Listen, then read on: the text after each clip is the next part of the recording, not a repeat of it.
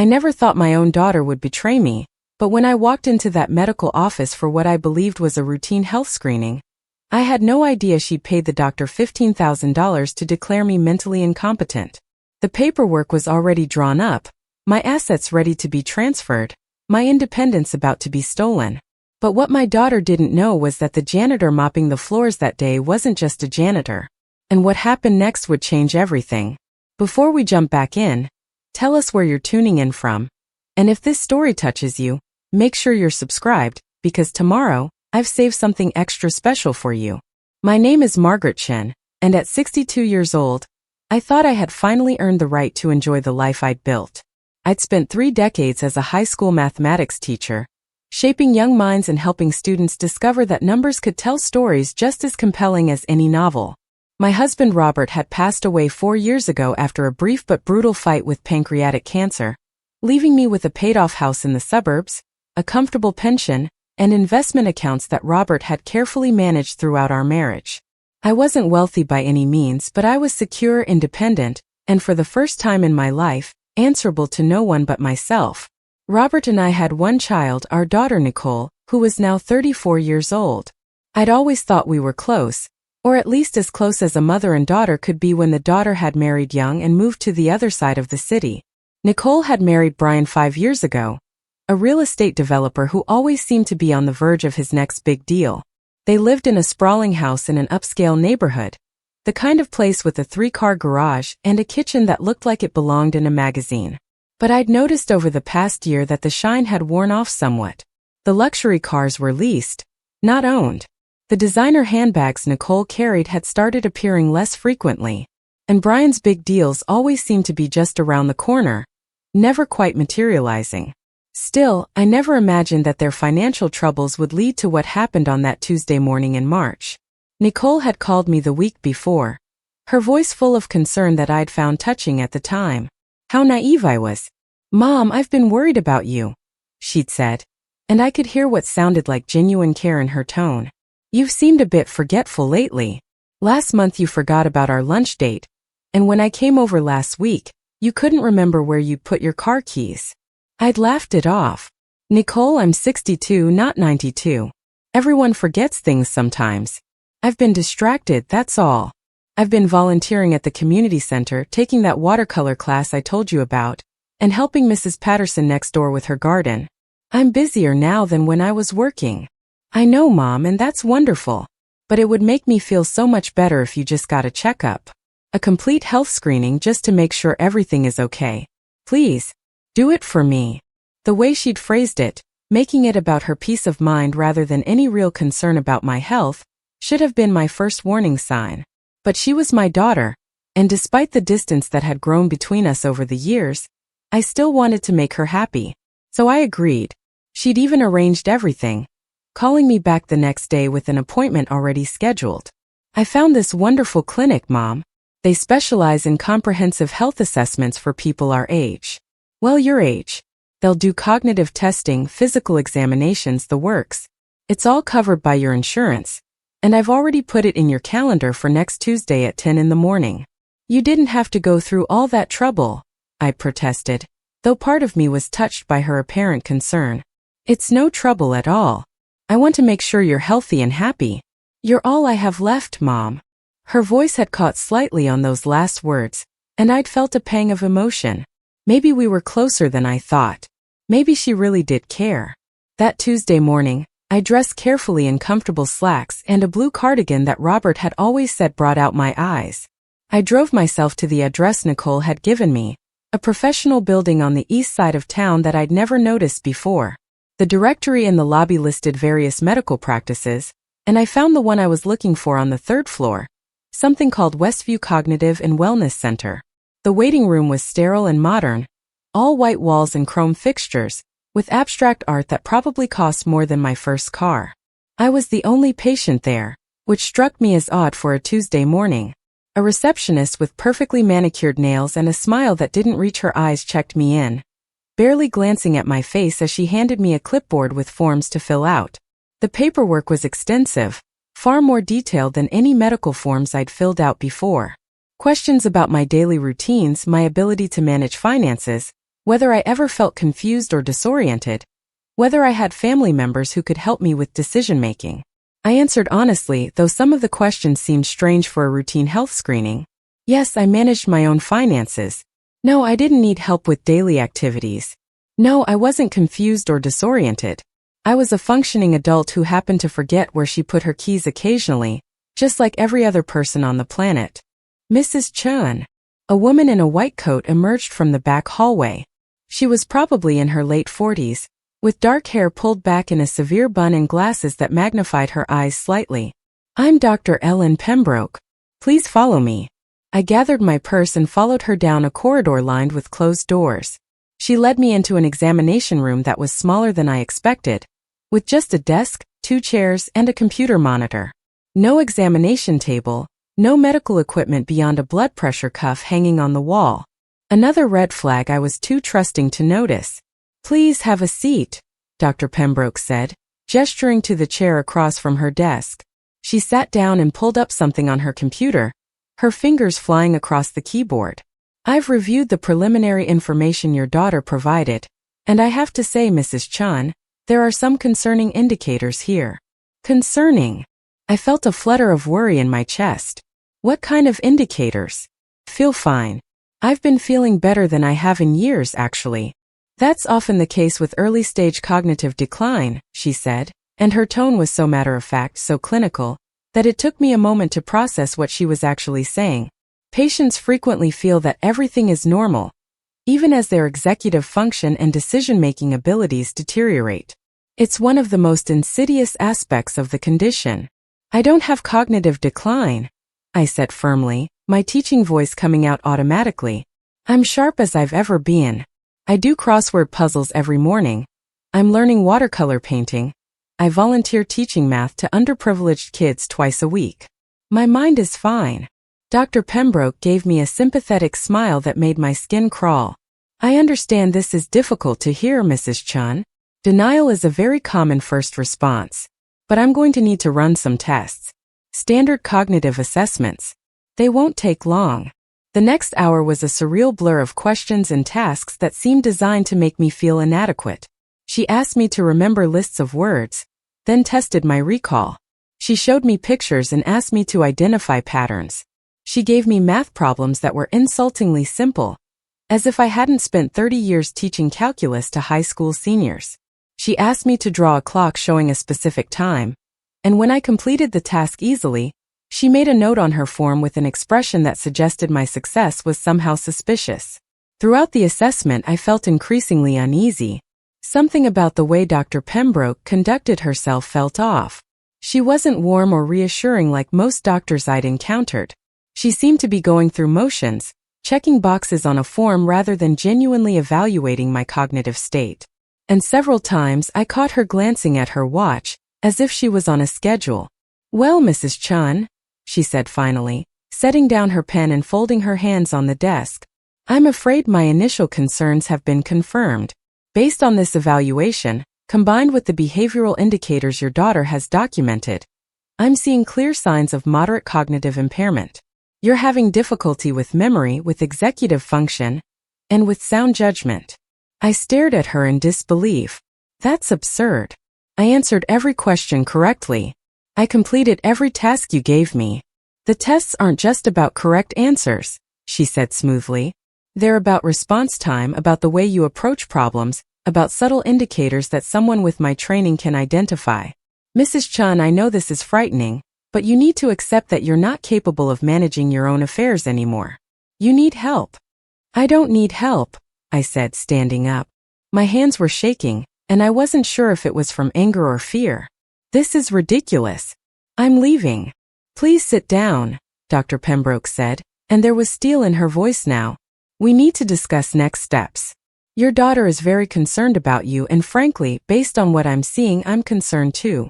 You're a danger to yourself, Mrs. Chen. You could make catastrophic financial decisions. You could forget to turn off the stove and burn down your house. You could get lost driving and end up hurt or worse. I've never done any of those things, I protested, but I sat back down because my legs suddenly felt weak. This doesn't make any sense.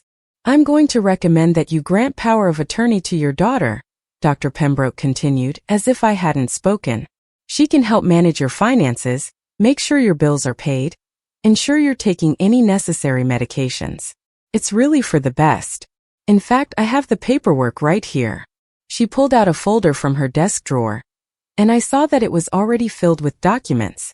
Legal documents. My name was already typed in at the top of the first page. This had been prepared in advance, before I'd even walked into this office, before she'd conducted any tests at all. In that moment, everything clicked into place. The strange questions on the intake forms. The assessment that seemed designed to undermine my confidence rather than evaluate my abilities. Dr. Pembroke's clinical detachment. The paperwork prepared in advance. This wasn't a health screening. This was a setup. Did my daughter put you up to this? Preparing and narrating this story took us a lot of time, so if you are enjoying it, subscribe to our channel. It means a lot to us. Now back to the story. I asked quietly, and I saw something flicker in Dr. Pembroke's eyes. Surprise maybe that I'd figured it out. Or perhaps just annoyance that I wasn't going along with the script. Your daughter is concerned about your well-being, she said carefully. And based on my professional evaluation, her concerns are valid. How much did she pay you? I asked, my voice stronger now despite the way my heart was pounding. How much is my daughter paying you to declare me incompetent? Mrs. Chen, I think you're experiencing some paranoia, which is another symptom of cognitive decline. No one is trying to deceive you. Everyone here wants what's best for you. I looked at this woman, this doctor who had taken some kind of oath to do no harm, and I saw the lie in her eyes. She knew exactly what she was doing. She was willing to destroy my independence, to take away everything I'd worked for, to hand control of my life over to my daughter, all for money. I'm not signing anything, I said, standing up again. And I'm reporting you to the medical board. This is fraud, and you know it. I don't think you'll do that, Dr. Pembroke said, and her mask of professional concern finally slipped. Her expression hardened. Because if you make accusations like that, it will only prove what I've documented here. That you're paranoid, delusional, unable to think rationally. Your daughter has witnesses who will testify to your declining mental state. I have documentation from today's assessment. Who do you think people will believe? A respected physician with 20 years of experience, or an elderly woman who's clearly exhibiting signs of dementia? The word hit me like a physical blow. Dementia. She'd actually written that in her notes. I could see it on her computer screen, even from across the desk. The room felt like it was tilting, and I gripped the back of the chair to steady myself. Before I could respond, the door to the examination room opened.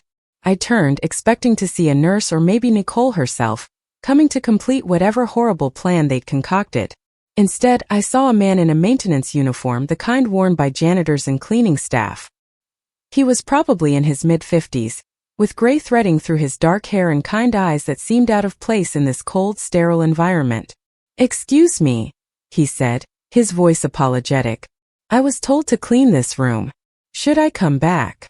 "Yes, come back later," Dr. Pembroke snapped, clearly annoyed by the interruption.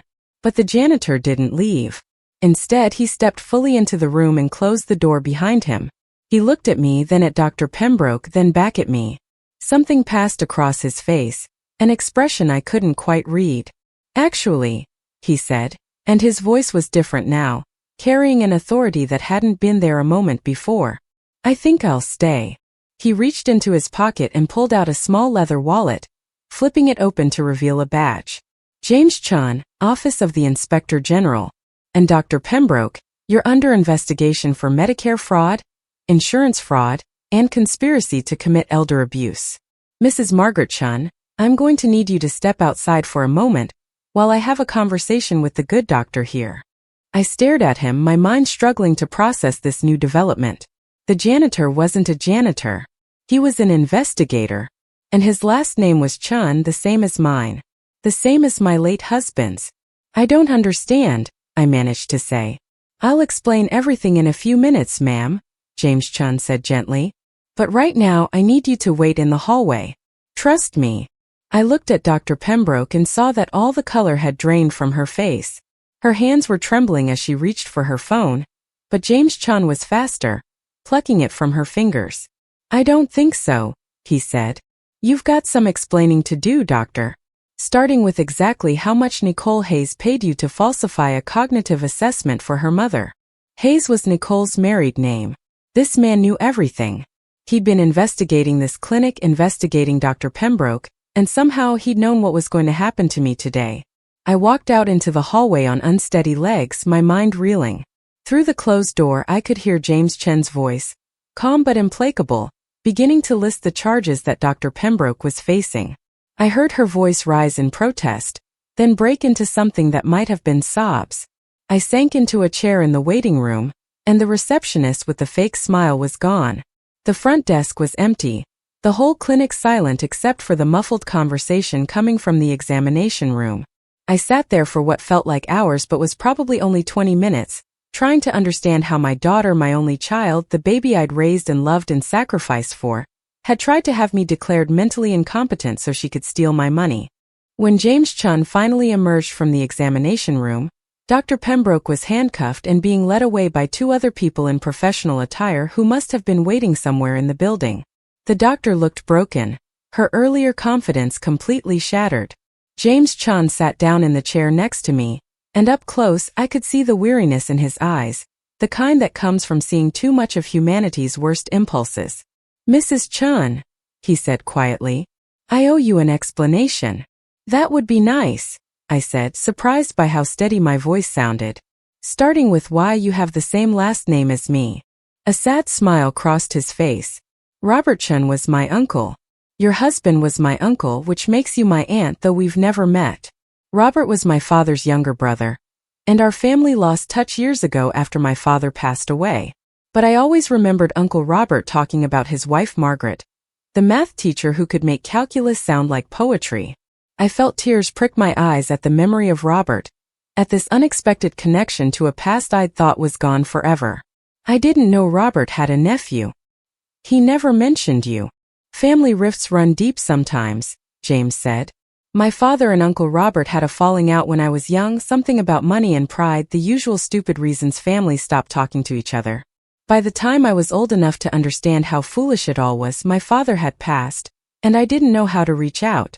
But I kept tabs on Uncle Robert from a distance, and after he died I made sure to check in on you occasionally, even though you didn't know I existed. You've been watching out for me? I asked, not sure how to feel about this revelation. In a limited way, he admitted. I work for the Inspector General's office, investigating healthcare fraud. About 6 months ago, we opened an investigation into Dr. Ellen Pembroke and her clinic. She was running a scheme where she'd declare elderly patients mentally incompetent in exchange for payment from family members who wanted to gain control of their assets. We'd been building a case, gathering evidence, but we needed to catch her in the act to make charges stick. He paused, and I saw guilt flash across his face. 3 weeks ago, I found out that your daughter Nicole had contacted Dr. Pembroke. I recognized your name immediately. I wanted to warn you to stop this before it went any further, but my supervisor insisted we needed to let it play out to have solid evidence for the prosecution. So I've been here, undercover as a janitor, waiting for your appointment. I tried to process this, tried to reconcile the caring gesture of a nephew I'd never met with the fact that he'd let me walk into this trap. You used me as bait. Yes, he said simply, not trying to sugarcoat it. And I'm sorrier about that than you can imagine. But Mrs. Chen, Aunt Margaret, we've just taken down a major fraud operation. Dr. Pembroke has been doing this for years, destroying lives, stealing people's independence and dignity. Today we recovered files on 23 other victims, and because of what happened here today, we have everything we need to put her away for a very long time. What about Nicole? I asked, and my voice cracked on my daughter's name. What happens to her? James's expression darkened. She's being arrested as we speak. Conspiracy to commit fraud, attempted theft, elder abuse. She's facing serious charges, Mrs. Chen. This wasn't just a daughter making a bad decision. She paid Dr. Pembroke $15,000 to falsify your assessment. She had paperwork drawn up to transfer your assets into her name. She had a plan to move you into a memory care facility, once she had power of attorney, even though there's nothing wrong with your memory. This was calculated, deliberate, and cruel. I felt something inside me shatter. Whatever remaining illusions I'd had about my daughter, about our relationship, about her love for me, crumbled into dust. Why? I whispered. Why would she do this to me? Money, James said bluntly.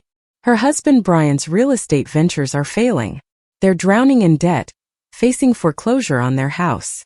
They saw your assets, your pension, your investments, and they decided they wanted it more than they wanted to preserve their relationship with you.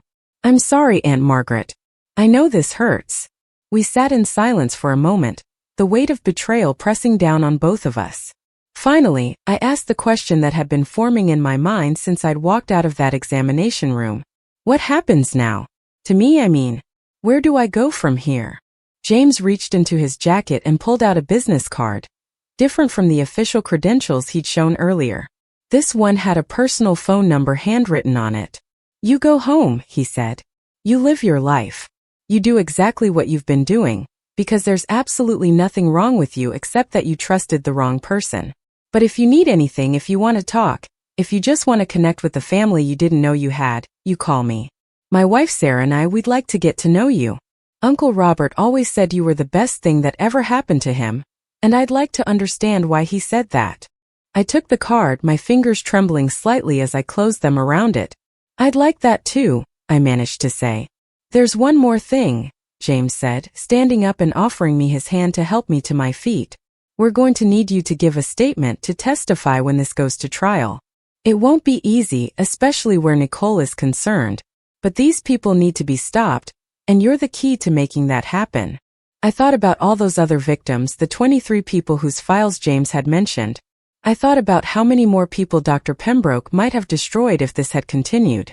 And I thought about the person I'd been before I walked into this clinic, someone who'd spent her life teaching young people to think clearly, to solve problems, to stand up for what was right.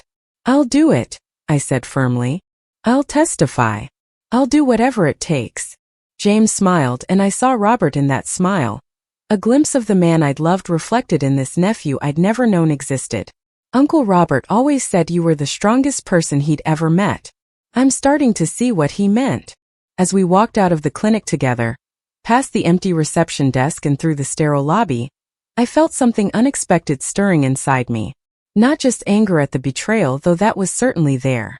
Not just hurt at my daughter's actions, though that pain was sharp and deep. But something else, something that felt almost like relief.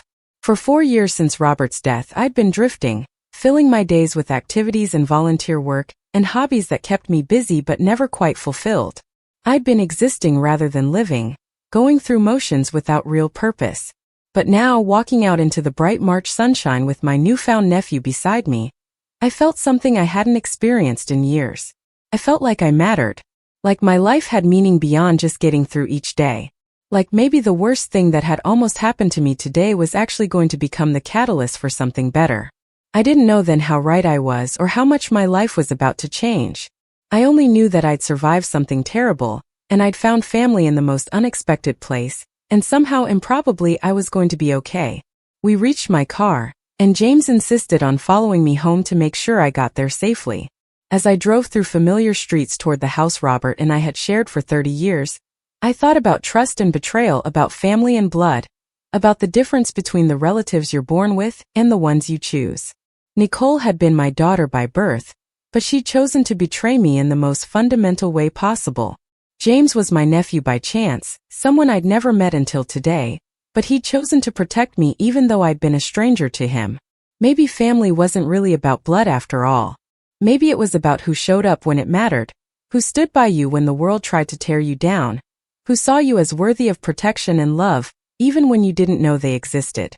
The sun was setting by the time I pulled into my driveway, painting the sky in shades of orange and pink that Robert would have called magnificent. James pulled in behind me and walked me to my door, making sure I got inside safely before saying goodbye. I'll call you tomorrow, he promised. We'll start the process of getting your statement, and then maybe Sarah and I can take you to dinner. Get to know each other properly. I'd like that very much, I said, and I meant it. After he left, I stood in my kitchen, the same kitchen where Robert and I had cooked 1,000 meals together, where we'd planned our lives and dreamed our dreams. The house felt different now, not because anything physical had changed, but because I had changed. The woman who'd left this morning to go to what she thought was a routine health screening was not the same woman who'd come home. That woman had been naive, trusting to a fault, willing to believe the best of people even when evidence suggested otherwise. This woman, the one standing in this kitchen right now, had looked betrayal in the face and survived, had discovered reserves of strength she didn't know she possessed, had found that even when the people who were supposed to love you tried to destroy you, there were still good people in the world who would fight for you. I made myself a cup of tea and sat at the kitchen table, and for the first time in 4 years, I didn't feel Robert's absence as an aching void. Instead, I felt his presence as a comfort, as if he were sitting across from me, proud of how I'd handled today, pleased that I'd found his nephew, happy that I was going to be okay. I met James today, I said out loud to the empty kitchen. Your nephew. He's a good man, Robert. He saved me from something terrible. I think you'd be proud of him. The house was silent, but it felt like a peaceful silence rather than a lonely one. I finished my tea and went to bed early, exhausted by the emotional roller coaster of the day. Tomorrow I would have to face the legal system, make statements, begin the process of seeing my daughter prosecuted for what she tried to do to me. Tomorrow I would have to figure out how to move forward from this betrayal, how to rebuild my life around this new reality. But tonight I just needed to rest, to let my mind and heart process everything that had happened, to accept that my life had changed in ways I couldn't yet fully understand. As I drifted off to sleep, my last thought was about that business card James had given me, sitting on my nightstand, a connection to family I'd never known, a promise of relationships yet to be built, a reminder that even in the darkest moments, there could be unexpected light. I didn't know then that this was just the beginning of my story, not the end. I didn't know that the testimony I would give would lead to a national investigation into elder fraud. I didn't know that James and his wife Sarah would become the family I'd always wished Nicole could be. I didn't know that my experience would inspire me to start an advocacy organization to protect other elderly people from the kind of predators who tried to destroy me. All I knew that night was that I'd survived, that I'd been tested and hadn't broken, that somewhere out there my daughter was facing consequences for her actions and I was free. Free from her manipulation, free from the false declarations of incompetence, free to live the rest of my life on my own terms. And sometimes that's enough. Sometimes survival is its own kind of victory. Sometimes just making it through the day with your dignity and independence intact is worth celebrating. I closed my eyes and slept dreamlessly, peacefully, for the first time in longer than I could remember. Tomorrow would bring its own challenges, but tonight, I was simply grateful to be myself in my own home, with my mind intact and my future still my own. The worst had tried to happen and I'd survived. Everything else would be easier by comparison. The morning after my daughter's attempt to have me declared incompetent, I woke to sunlight streaming through my bedroom curtains, and the jarring sound of my doorbell ringing insistently. For a moment I lay there disoriented, wondering if yesterday had been some kind of elaborate nightmare. Then I saw James's business card on my nightstand and reality came crashing back. The doorbell rang again, followed by urgent knocking. I grabbed my robe and hurried downstairs, my heart racing. Through the peephole I saw a woman I didn't recognize, probably in her late 40s, with auburn hair and worry lines etched around her eyes. She was holding what looked like a bakery box. I opened the door cautiously, keeping the chain lock engaged. The woman's face flooded with relief when she saw me. Mrs. Chen? Margaret Chen. Her voice was warm but strained. I'm Sarah, James's wife. He called me last night and told me everything. I hope I'm not disturbing you, but I couldn't sleep knowing what you've been through. I brought cinnamon rolls. Homemade. I stress bake. Despite everything, I found myself smiling as I unlatched the chain and opened the door properly. Sarah Chen was shorter than me by several inches, with kind hazel eyes that reminded me of my mother's. She wore jeans and a simple sweater, her hair pulled back in a practical ponytail, and she radiated the sort of genuine warmth that can't be faked. Come in, I said, standing aside. Though I have to warn you, I'm not at my most presentable right now.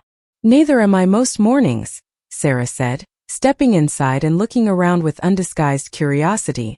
Oh, Margaret, this house is lovely. James told me about Uncle Robert, about how you two built a life together here. You can feel it in the walls, you know? The love. I led her to the kitchen, touched by her words and slightly overwhelmed by her presence. I'd spent so much time alone since Robert died. And now suddenly I had a nephew and his wife appearing in my life like characters from a story I hadn't written. Sarah set the bakery box on the kitchen table and began unpacking it with the efficiency of someone who'd done this 1,000 times. Fresh cinnamon rolls, still warm, along with real butter and a container of what looked like homemade glaze. She noticed me watching her and smiled apologetically. I know it's a lot. James always says I have a tendency to overwhelm people when I'm nervous. But I've been wanting to meet you for years, ever since James told me about Uncle Robert and the family rift. And then when he came home last night and explained what happened at that clinic, what your daughter tried to do to you, I just knew I had to come over. I hope that's okay. It's more than okay, I said honestly, settling into my usual chair at the table. I think I could use some overwhelming right now. Yesterday was rather underwhelming in terms of family support. Sarah's expression shifted to something fierce and protective. What that girl tried to do to you is unconscionable. I have 2 daughters of my own, and I cannot imagine, I just cannot fathom how someone could look at the person who gave them life and raised them and decide to steal everything from them. It makes me physically sick. She poured us both coffee from a thermos she'd apparently brought with her, then sat down across from me with a cinnamon roll on a plate. For a moment we just sat there, 2 women who'd been strangers yesterday, sharing breakfast in comfortable silence. Tell me about your daughters, I said finally, wanting to hear about family relationships that actually worked, that weren't built on lies and manipulation. Sarah's face lit up. Emma just turned 21. She's studying environmental science at the university, wants to save the world one recycling program at a time. And Lily is 18, just started her first year of college. She's pre-law, wants to follow in her father's footsteps. They're both wonderful and terrifying in equal measure, the way daughters should be. They sound remarkable, I said, feeling a pang of loss for what I'd thought I had with Nicole. They are. And they're going to love meeting you. I already texted them this morning. Told them they have a great aunt they never knew existed. Emma wants to come over this weekend if you're up for it. Fair warning, she'll probably bring her girlfriend and they'll both talk your ear off about climate change and social justice. The casual way Sarah mentioned Emma's girlfriend, with no hesitation or judgment, made something in my chest loosen. Nicole had always been so concerned with appearances, with what the neighbors thought, with maintaining a certain image. Sarah clearly cared more about substance than surface. I'd like that very much, I said. It's been a long time since this house had young people in it. Since it felt alive. Sarah reached across the table and squeezed my hand. It's going to feel alive again, Margaret. Promise you that. We're family and family shows up for each other. Real family. Not the kind that tries to have you declared mentally incompetent. We spent the next 2 hours talking. Sarah told me about her work as a school counselor, about the challenges of helping teenagers navigate an increasingly complicated world. I told her about my years teaching mathematics, about the students who'd made it all worthwhile. She asked about Robert, and I found myself sharing memories I hadn't spoken aloud in years. The time he tried to surprise me with breakfast in bed, and nearly set the kitchen on fire. The way he'd hold my hand during scary movies even though he was more frightened than I was. How he'd supported my decision to go back to school for my master's degree when Nicole was still in elementary school, even though it meant years of tight budgets and him doing more than his share of household work. He sounds like he was one of the good ones, Sarah said softly. He was. And I'm realizing now that Nicole never really appreciated him. She always seemed almost embarrassed by how ordinary he was, how he worked as an accountant instead of something more glamorous. She wanted us to be wealthier, more impressive. I used to think it was just teenage insecurity, but maybe it was always there. That dissatisfaction with what we had, that craving for more. Sarah nodded thoughtfully. James mentioned that Nicole's husband is in real estate development. Big houses, expensive cars, that whole scene. Brian always seemed to be chasing the next big deal, I confirmed. And Nicole loved the lifestyle, even when I suspected they couldn't really afford it. I tried to talk to her once about living within their means, about the dangers of over-leveraging, but she got defensive. Said I didn't understand how business worked in the modern world. The modern world where you steal from your own mother? Sarah's voice was sharp with disgust. That's not business, that's sociopathy. Before I could respond, my phone rang. I glanced at the caller ID and felt my stomach drop. It was my lawyer, Patricia Hammond, someone I'd worked with years ago when Robert and I had updated our wills. I'd forgotten that Nicole was listed as my emergency contact on all my legal documents. I should probably take this, I told Sarah, who nodded and stood to give me privacy, though I gestured for her to stay. Margaret. Patricia's voice was concerned and slightly confused. I just received a very strange call from the police. They said you were involved in some kind of incident yesterday? Something about fraud in your daughter? I'm trying to piece together what happened. I spent the next 15 minutes explaining everything. The fake health screening, Dr. Pembroke's assessment, the prepared legal documents, James's intervention. Patricia listened without interrupting, though I could hear her sharp intake of breath at several points in the story. My God, Margaret, she said when I finished. This is elder abuse. Financial exploitation. Your daughter could go to prison for this. I know, I said quietly. James told me last night that she's being charged with conspiracy to commit fraud. Good. She should be. But Margaret, we need to talk about protecting you going forward. If Nicole was willing to go this far, we need to make sure all your legal documents are ironclad. I want to review your will, your power of attorney designations, everything. And I want to do it today if possible. Can you come to my office this afternoon? I glanced at Sarah, who was nodding encouragingly. Yes, I can do that. Excellent. I'm clearing my schedule. This is too important to wait. Come at 2 o'clock and plan to spend a couple hours. We're going to make sure that no one, and I mean no one, can ever try something like this again. After I hung up, Sarah insisted on driving me to the lawyer's office that afternoon. She had the day off from work and said she wasn't about to let me face this alone. On the drive downtown, she told me more about James's work with the Inspector General's office. He's been investigating healthcare fraud for almost 15 years now, she explained as we navigated through midday traffic. It started after his father, Robert's brother, died from complications of diabetes. The family couldn't afford his medications, and James watched him deteriorate over months. After the funeral, James discovered that his father's insurance company had been denying legitimate claims, pocketing money that should have gone to patient care. That's when he decided to dedicate his career to stopping people who exploit the vulnerable. So finding out that Nicole had contacted Dr. Pembroke must have been particularly difficult for him, I said, understanding now why James had seemed so personally invested yesterday. It destroyed him, Sarah admitted. He came home that night 3 weeks ago and just sat at the kitchen table with his head in his hands. He said he'd found his aunt, Uncle Robert's widow, and he was going to have to use you as bait to catch the people trying to hurt you. He wanted to warn you to stop it before it started, but his supervisor insisted they needed solid evidence. James didn't sleep for weeks, worrying about what might go wrong. I felt a wave of gratitude for this man I barely knew. This nephew who'd cared enough to lose sleep over a stranger who happened to be family. He saved me, I said simply. If he hadn't been there, I might have signed those papers. I was so confused, so frightened by what Dr. Pembroke was saying. I might have believed her.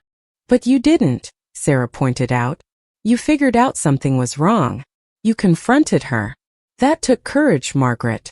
Patricia Hammond's office was in a converted Victorian house near the downtown courthouse. All hardwood floors and tall windows that let in pools of afternoon light. Patricia herself was a formidable woman in her early 60s, with silver hair cut in a sharp bob and eyes that missed nothing. She hugged me when I arrived, which surprised me since our previous interactions had been purely professional. I cannot believe what happened to you, she said, ushering me into her office. When the police called, I thought there must be some mistake. But I've pulled the complaint, and Margaret, this is serious. Very serious. Sarah had offered to wait in the reception area, but Patricia invited her to join us. Family should hear this, she said firmly. For the next 3 hours, Patricia walked me through every legal document I had. My will, which currently named Nicole as primary beneficiary and executor. My power of attorney, which I'd never actually designated to anyone after Robert died. My advance directives for healthcare decisions.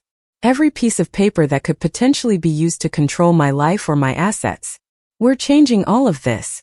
Patricia announced. Today. Right now.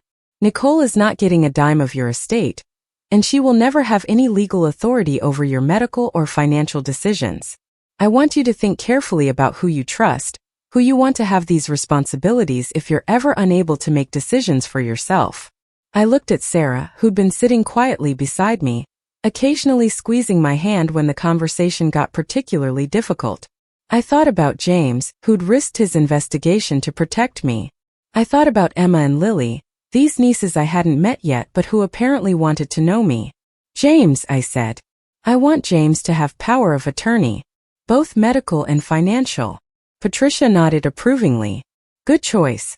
He's law enforcement, he's family, and based on what you've told me, he's proven his trustworthiness. What about your will? Obviously Nicole is out, but you need to designate beneficiaries. This was harder. I'd spent my entire adult life assuming Nicole would inherit everything, that she'd cherish the things Robert and I had built together, that she'd understand the value of what we were leaving her. I need time to think about that, I admitted. I'm not ready to make that decision today. That's fine, Patricia said. For now, we'll set up a trust with provisions that you can modify as you get to know your new family better. But Margaret, I want you to understand something. What Nicole did wasn't just betrayal. It was criminal. And even if she somehow avoids prison time, you need to accept that your relationship with your daughter is over. The words hit me hard, even though I'd known they were coming. Over. 34 years of being Nicole's mother. Reduced to a single word. Over. Sarah must have seen something in my face because she spoke up for the first time in an hour. Patricia, can you give us a moment? The lawyer nodded and stepped out of the office. As soon as the door closed, Sarah turned to me with tears in her eyes. It's okay to grieve, she said softly. Even when someone has hurt you badly, even when they've betrayed you in the worst possible way, you're allowed to grieve the relationship you thought you had. You're allowed to mourn the daughter you believed Nicole was, even if that person never really existed. I keep thinking about when she was little, I whispered, my own tears finally breaking free. She was such a sweet child, always drawing me pictures, always wanting to help in the garden. Where did that little girl go? When did she become someone who could look me in the eye and plot to steal my life? I don't know, Sarah said honestly. Sometimes people change. Sometimes the person we think we raised isn't the person they choose to become. But Margaret, listen to me. This is not your fault. You were a good mother. You gave her everything a child could need. What she chose to do with that, the person she decided to be, that's on her. We sat there in Patricia's office crying together, this woman who'd been a stranger yesterday and was becoming a friend today.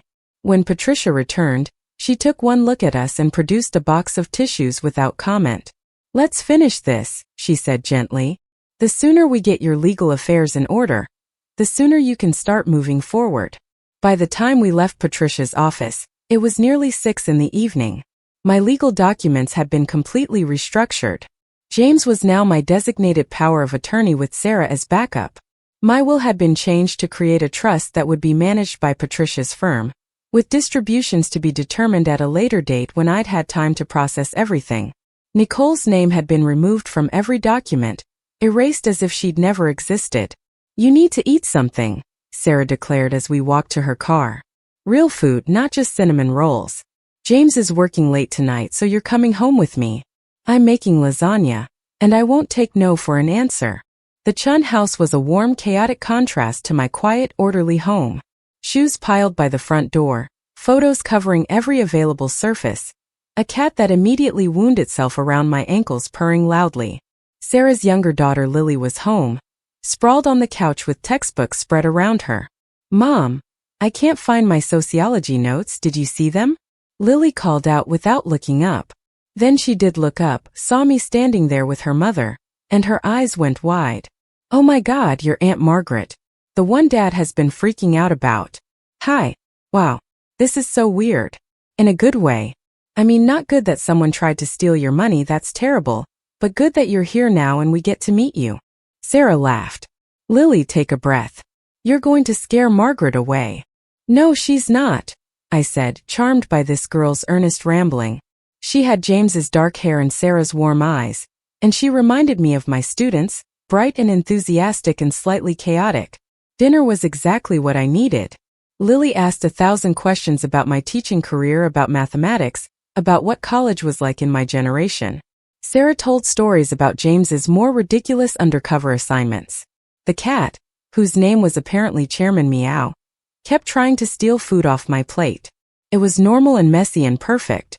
Dad says you're going to testify against that doctor, Lily said over dessert, her expression turning serious. That's really brave. I don't think I could face someone who tried to hurt me like that. I don't know if it's brave, I said honestly. I just know it's necessary. Dr. Pembroke has hurt other people, and she'll keep hurting people unless someone stops her. That's literally the definition of brave, Lily insisted. Doing the right thing even when it's hard and scary.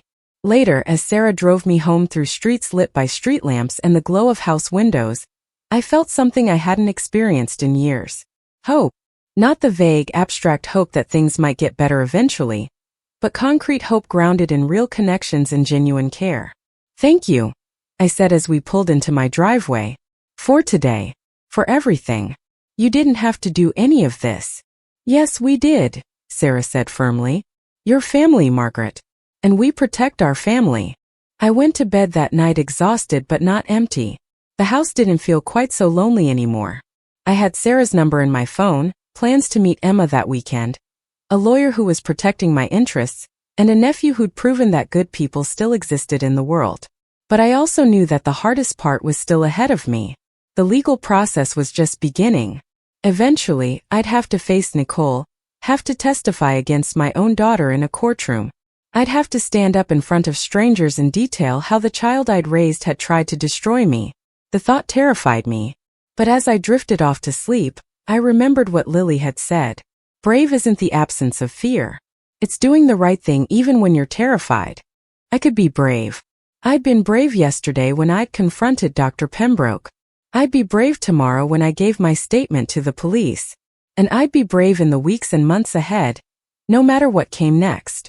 Because the alternative was letting people like Nicole and Dr. Pembroke win, letting them get away with destroying lives and stealing futures. And I hadn't spent 30 years teaching young people to think clearly and stand up for themselves only to fail at following my own lessons when it mattered most. The next morning brought another visitor, though this one was far less welcome. I was in my garden, trying to distract myself by deadheading roses that Robert had planted years ago, when a sleek black Mercedes pulled up to the curb.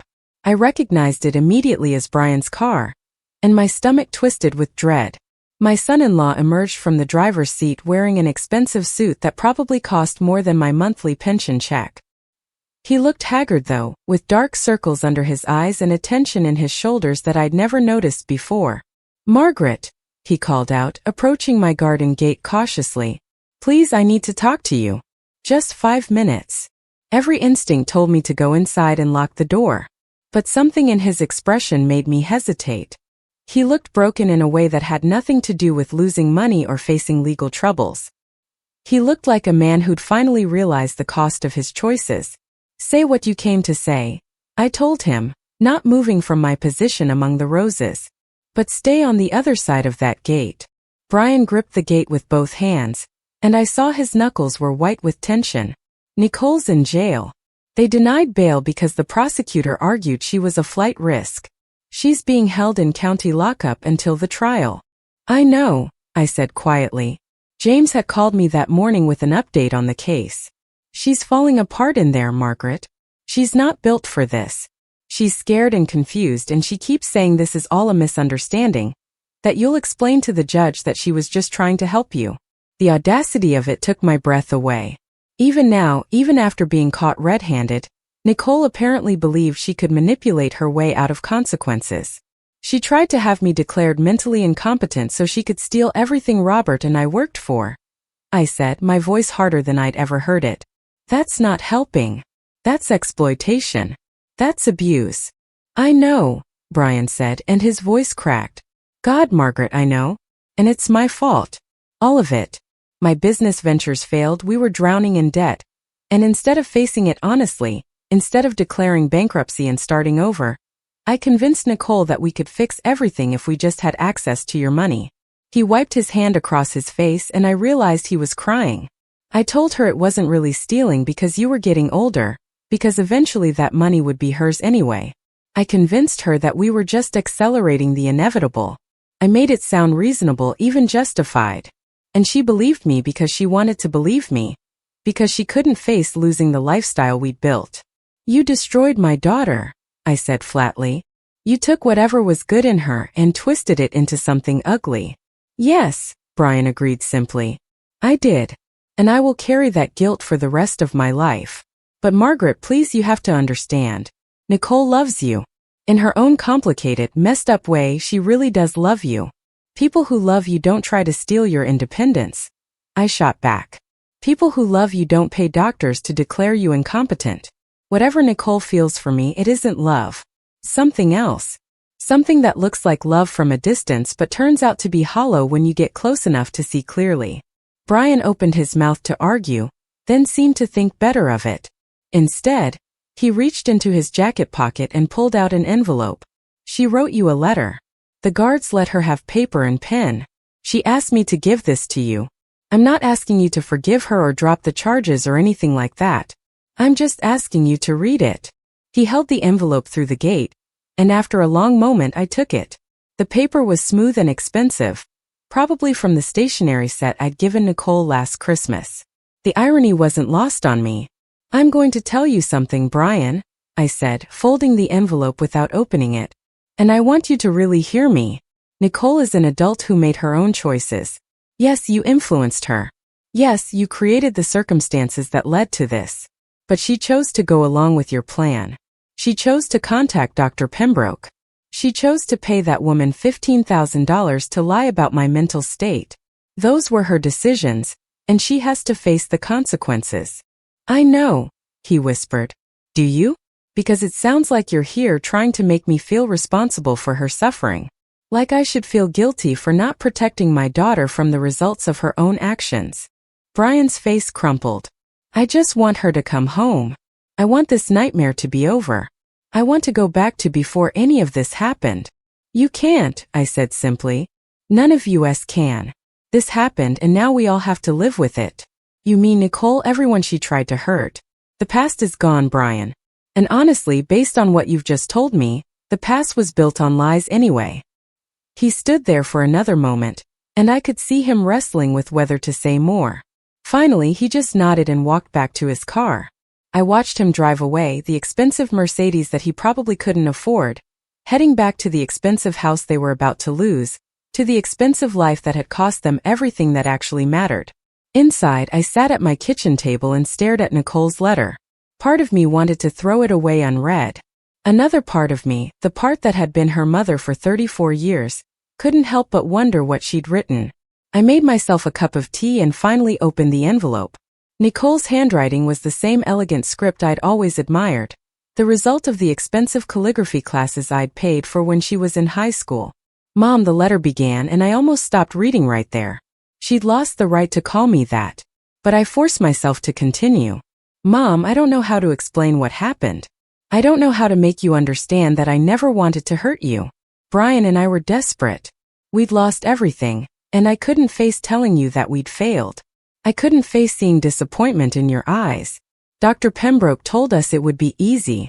She said you'd be evaluated, declared incompetent, and then I'd take over your finances to protect you. She made it sound like we were helping you, like we were making sure you'd be taken care of.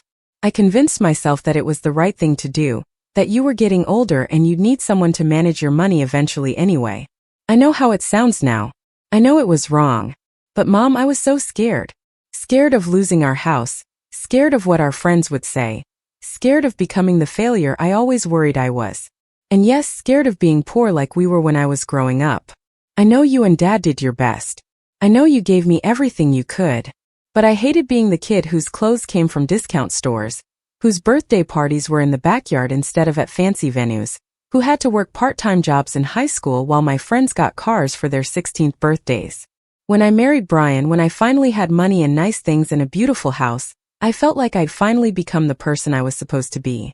And when that started slipping away, when the bills started piling up and the credit cards got maxed out, I felt like I was drowning. Like I was being pulled back to that place I'd fought so hard to escape. I'm not asking you to forgive me. I don't even know if I can forgive myself. I'm just asking you to understand that I'm not a monster. I'm your daughter who made terrible choices because she was too weak and too proud and too scared to face reality. The letter continued for another page, more justifications and explanations and desperate attempts to make me see her side of things. But I stopped reading. I set the letter down on the table and stared at it, feeling something like grief wash over me. This letter should have contained an apology. A real apology without qualifications or excuses. It should have acknowledged the full scope of what she'd tried to do to me. Instead, it was full of self-pity and blame-shifting, making her the victim of circumstances rather than the architect of her own choices. I thought about the childhood Nicole described, the one where she'd felt poor and deprived. I thought about how hard Robert and I had worked to give her a stable home, good food, quality education, and unconditional love. We'd never been wealthy, but we'd never been poor either. We'd been solidly middle class, living within our means, teaching her through example that happiness didn't come from material possessions. Apparently those lessons hadn't taken. Or maybe Nicole had always resented them, always felt that she deserved more than her ordinary parents could provide. I realized then that I'd been wrong about something fundamental. I'd thought that the woman who tried to have me declared incompetent was someone my daughter had become, a twisted version of her true self. But what if this was who Nicole had always been? What if the sweet little girl who drew pictures and helped in the garden had just been showing me what I wanted to see, while underneath she was already calculating, already resentful, already focused on what she didn't have rather than appreciating what she did? The thought was devastating. It meant I'd never really known my daughter at all. My phone rang, and I welcomed the distraction from my spiraling thoughts. It was James, his voice warm and professional. "Aunt Margaret, I hope I'm not calling too early. I wanted to give you an update on the case, and also to ask if you're free for lunch today. Sarah mentioned you two had a good time yesterday, and I thought maybe the three of us could meet up." "Lunch would be wonderful," I said, grateful for any excuse to leave this house and its painful revelations. "What time? Noon work for you? There's a little Italian place near the courthouse. Best lasagna in the city according to Sarah. Though personally I think her homemade version is better." "Don't tell her I said that." I found myself smiling despite everything. "Your secret is safe with me." "Good. Now about the case. Dr. Pembroke is cooperating with prosecutors in exchange for a reduced sentence. She's provided detailed records of everyone who paid her to falsify assessments over the past 6 years. 23 victims in total, like I mentioned. The DA's office is contacting all of them, and several are willing to testify. This is going to be a major case, Aunt Margaret. National media attention, federal charges, the works." "And Nicole?" I asked, even though part of me didn't want to know. James's voice gentled. "She's not cooperating. Her lawyer is trying to negotiate a plea deal, but Nicole insists she didn't do anything wrong, that she was trying to help you. The prosecutor isn't buying it. With the evidence we have, phone records showing her communications with Dr. Pembroke, bank records showing the $15,000 payment, the forged documents with your forged signature, she's looking at 5 to 10 years if this goes to trial. 5 to 10 years. My daughter in prison for half a decade or more." The mother in me wanted to weep. The woman who'd almost lost everything wanted to feel relieved. Instead, I just felt hollow. "Brian came by this morning," I told James. "He brought a letter from Nicole, full of excuses and self-pity. Did you read it?" "Part of it. Enough to know that she still doesn't understand what she did wrong. Or maybe she understands intellectually, but can't accept it emotionally." James was quiet for a moment. "I've been doing this job for a long time, and I've learned that some people can face their mistakes and grow from them. Others spend their whole lives running from accountability. Nicole sounds like she might be the second type." "She's my daughter," I said softly. "I gave birth to her. I raised her. How did I not see this coming?" "Because you loved her," James said simply. "And love makes us hope for the best in people, even when evidence suggests otherwise. That's not a weakness, Aunt Margaret. That's what makes you human." We said goodbye, and I spent the rest of the morning trying to distract myself with household chores. But my mind kept returning to Nicole's letter, to the resentment she'd apparently carried her entire life about not being wealthy enough. I thought about all the things Robert and I had sacrificed to give her opportunities, the vacations we'd skipped to pay for her college tuition, the worn furniture we'd kept for years so she could have a graduation party with her friends. Had she appreciated any of it? Or had she just been cataloging our failures to provide her with a life she thought she deserved? At 11:30, I drove downtown to meet James and Sarah at the Italian restaurant. It was a small family-owned place with red-check tablecloths and the smell of garlic and basil filling the air. They were already seated when I arrived, James in his work clothes looking official and slightly intimidating, Sarah in casual attire looking like sunshine personified. "Aunt Margaret," James stood when he saw me, and for the first time I let him hug me. He was taller than Robert had been, but something about the way he held me reminded me so much of my late husband that I felt tears prick my eyes. "Thank you for meeting me," I said, settling into the chair they'd saved. "I needed to be around people who actually care about me." "Always," Sarah promised. "In fact, I hope you're free this weekend because Emma is insisting on meeting you. She's already planning a whole garden tour thing because James mentioned you like gardening. Fair warning, she's incredibly enthusiastic about everything." The lunch was exactly what I needed. They didn't press me about Nicole or the case. Instead, they told me stories about their life together, about how they'd met at a community volunteer event, about Sarah's work helping troubled teenagers find their footing. They asked about my teaching career, genuinely interested in my experiences and philosophy of education. I always believed that mathematics could teach students more than just how to solve equations, I found myself saying. It taught them logical thinking, problem solving, resilience when they encountered challenges. Some of my best moments as a teacher were watching students who thought they were bad at math suddenly understand a concept and realize they'd been capable all along. "That's exactly what Sarah does with her students," James said, his voice full of pride for his wife. "She helps them see possibilities they didn't know existed." "It sounds like we're in similar lines of work," I said to Sarah. "Just different subjects." "I think we're kindred spirits," Sarah agreed. "People who believe in others even when they don't believe in themselves." After lunch, James walked me to my car while Sarah went to pick up dessert from a nearby bakery. "I want to prepare you for what's coming," he said seriously. "The preliminary hearing is scheduled for next week. You'll need to be there. You'll have to face Nicole in court." My hands trembled as I unlocked my car door. "I don't know if I can do that." "Yes, you can," James said firmly. "And I'll be right there with you. So will Sarah. You won't be alone in this, I promise you that. What if I break down? What if I can't get through my testimony? Then you break down and we give you time to recover and you continue. Aunt Margaret, what happened to you was traumatic. No one expects you to be unaffected by it. But you're stronger than you think you are. You've already proven that." I wanted to believe him. I wanted to feel as confident as he sounded. But all I could think about was sitting in a courtroom, looking at my daughter's face, and having to describe out loud how she'd betrayed me. "I'll be there," I finally said. "I'll testify. I'll do whatever it takes to make sure this doesn't happen to anyone else." James squeezed my shoulder. "That's all anyone can ask." That evening, alone in my house again, I found myself going through old photo albums.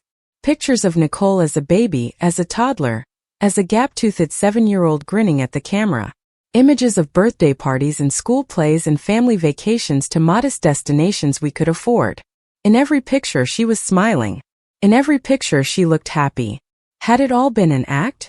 Or had something changed along the way? Some moment when she decided that what we'd given her wasn't enough? I would probably never know the answer. And maybe the answer didn't matter anyway. Because regardless of when or why Nicole had become someone capable of betraying her own mother, the fact remained that she had done it. And I had to find a way to move forward with that reality. My phone buzzed with a text from Sarah. Just a photo of a chocolate cake with the message, "Saved you a piece. Come by tomorrow." Such a simple gesture, such ordinary kindness. But it reminded me that while I'd lost my daughter, I'd gained something else. A family who showed up, who cared, who didn't expect anything from me except my authentic self. Maybe that was enough. Maybe it had to be enough. I put away the photo albums and went to bed, knowing that harder days were ahead, but for the first time since this nightmare began, believing that I could survive them, because I wasn't alone anymore. And sometimes that makes all the difference. The courtroom was smaller than I expected, fluorescent lights casting everything in harsh clarity. I sat in the witness box, my hands folded to stop their trembling, and forced myself to look at Nicole. She sat at the defense table in an orange jumpsuit, her hair pulled back without the usual careful styling. When our eyes met, she looked away first. The prosecutor, a sharp woman named Margaret Chen, no relation to my new family, asked me to describe what happened at the clinic. I told the truth, every painful detail. The fake assessment, the predetermined diagnosis, the prepared legal documents. My voice cracked when I explained how Dr. Pembroke had called me delusional for questioning her motives. Nicole's lawyer tried to paint me as confused, suggesting my memory wasn't reliable. But I'd spent 30 years teaching teenagers who tried every excuse in the book. I knew how to stay calm under pressure, how to present facts clearly. When he asked if I might have misunderstood my daughter's intentions, I looked directly at Nicole. My daughter paid $15,000 to have me declared mentally incompetent so she could steal my assets. There's no misunderstanding in that. The jury deliberated for 4 hours. When they returned with a guilty verdict on all counts, I felt no triumph. Just a deep, exhausting sadness for what might have been. 6 months later, I stood in the community center James and I had opened together, a place dedicated to protecting elderly people from the kind of fraud Nicole had attempted. Emma had designed the logo, Lily volunteered on weekends, and Sarah ran support groups for victims of elder abuse. James had used his connections to secure funding, and I'd contributed some of my savings, the money Nicole had wanted to steal now being used to help others. We'd called it the Second Chance Center because that's what it represented. Not a second chance for Nicole, who was serving 7 years in a state facility, but a second chance for me. For all the victims who'd been told they were incompetent, who'd had their dignity stolen, who deserved to reclaim their lives. On opening day, a woman approached me hesitantly. She was roughly my age, with worried eyes and trembling hands. "My son has been pressuring me to sign over my house," she whispered. "He says I'm too old to manage it alone, but something doesn't feel right." I took her hand and led her to our consultation room. "Let's talk about that," I said gently. "You're not alone anymore." Because that was the real victory. Not Nicole's conviction, but this. Building something good from the ashes of betrayal. Helping others avoid the trap I'd nearly fallen into. Sometimes the family you're born with breaks your heart. But the family you choose can help you heal it. Up next, you've got 2 more standout stories right on your screen. If this one hit the mark, you won't want to pass these up. Just click and check them out.